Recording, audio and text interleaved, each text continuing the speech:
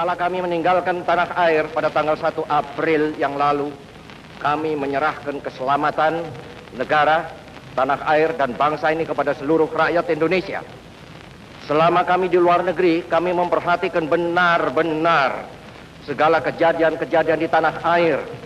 Dan kami memperhatikan pula segala perjuangan, segala sikap daripada rakyat Indonesia untuk mempertahankan keselamatan daripada tanah air dan bangsa itu.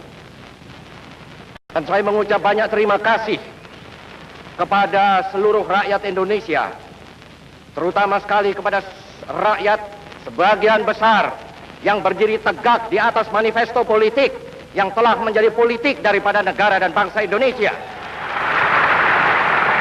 Mari kita berjalan terus, berjuang terus di atas dasar manifesto politik, agar supaya segala cita-cita negara Republik Indonesia, baik cita-cita di lapangan politik maupun di atas lapangan sosial, dapat tercapai untuk kebahagiaan kita semuanya. Terima kasih.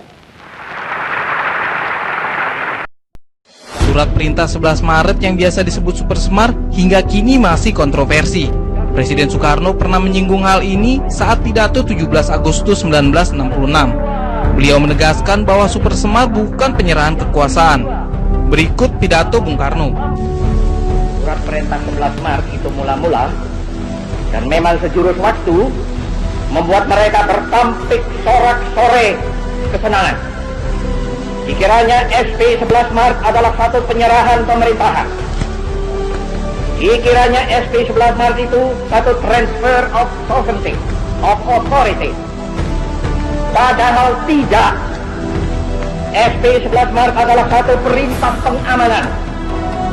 Perintah pengamanan jalannya pemerintahan. Pengamanan jalannya ini pemerintahan. Demikian kataku pada waktu melantik kabinet. Kecuali itu, juga perintah pengamanan keselamatan pribadi Presiden.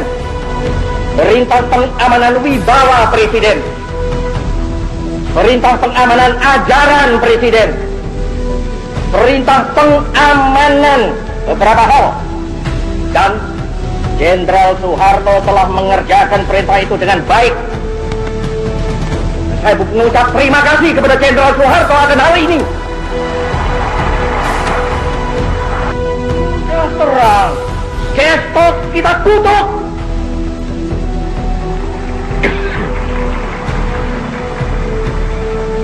Dan saya mengkutuk pula.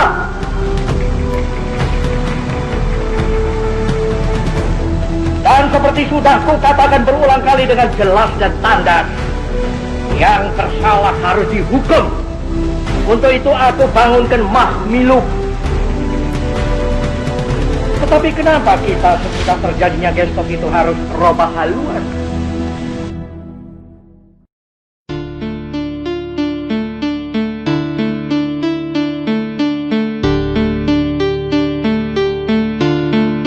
Proklamasi.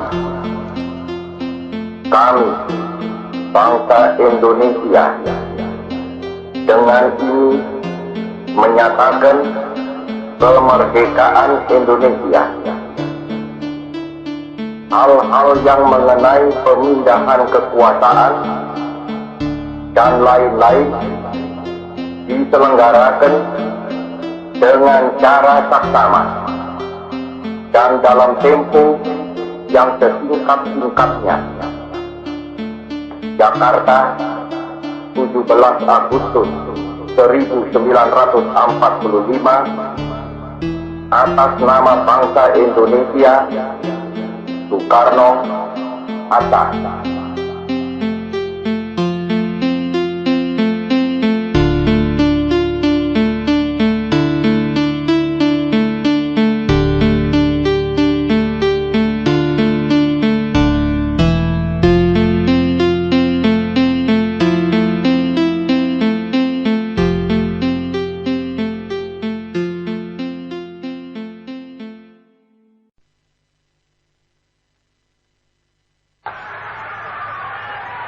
Syukur kepada Tuhan Yang Maha Esa bahwa Ia telah melindungi dan menuntun negara dan bangsa kita hingga kita dengan selamat telah sampai kepada hari yang berbahagia sekarang ini.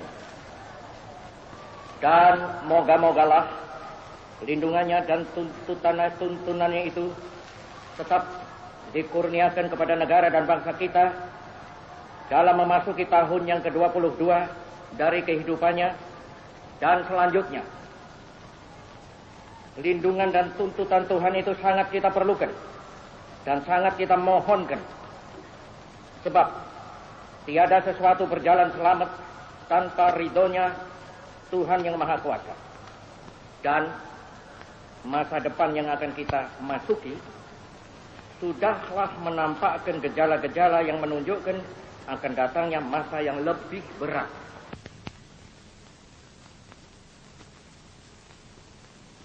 Surat perintah 11 Maret itu mula-mula dan memang sejurus waktu membuat mereka bertampik sorak-sore kesenangan.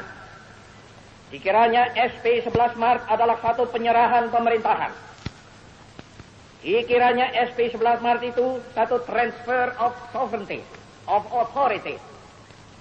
Padahal tidak. SP 11 Maret adalah satu perintah pengamanan. Perintah pengamanan jalannya pemerintahan. Pengamanan jalannya ini pemerintahan. Demikian kataku pada waktu melantik kabinet.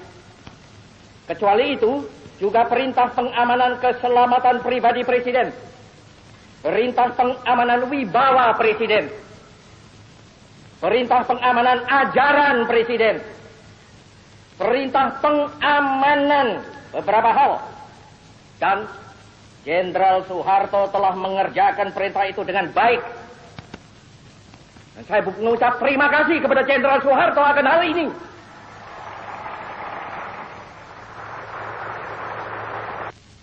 Isi jiwa kita yang sedalam-dalamnya, maka pokok intisari mandat yang saya terima dari MPRS ialah membangun bangsa, nation building, dari kemerosotan zaman kolonial untuk dijadikan satu bangsa yang berjiwa, yang dapat dan mampu menghadapi semua tantangan. Satu bangsa yang merdeka dalam abad ke-20 ini. Itulah intisari pokok daripada mandat MPRS kepada saya. Sesungguhnya toh bahwa membangun satu negara, membangun ekonomi, membangun teknik, membangun pertahanan adalah pertama-tama dan pada tahap utamanya membangun jiwa bangsa. Bukankah demikian? Sekali lagi, bukankah demikian? Tentu saja keahlian adalah perlu, tetapi keahlian saja tanpa dilandaskan pada jiwa yang besar tidak akan dapat mungkin akan mencapai tujuannya. Inilah perlunya, sekali lagi mutlak perlunya nation and character building. Sudah terang, gestok kita kutuk.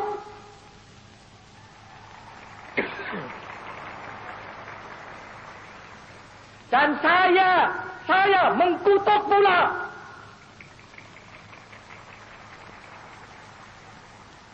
Dan seperti sudah kukatakan berulang kali dengan jelas dan tandas, yang bersalah harus dihukum. Untuk itu aku bangunkan Mahmiluk.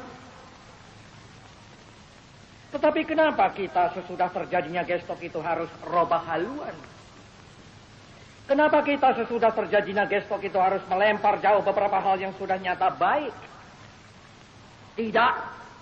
Pancasila, Panca-Ajimat, Trisakti harus kita pertahankan terus, malahan harus kita pertumbuhkan terus.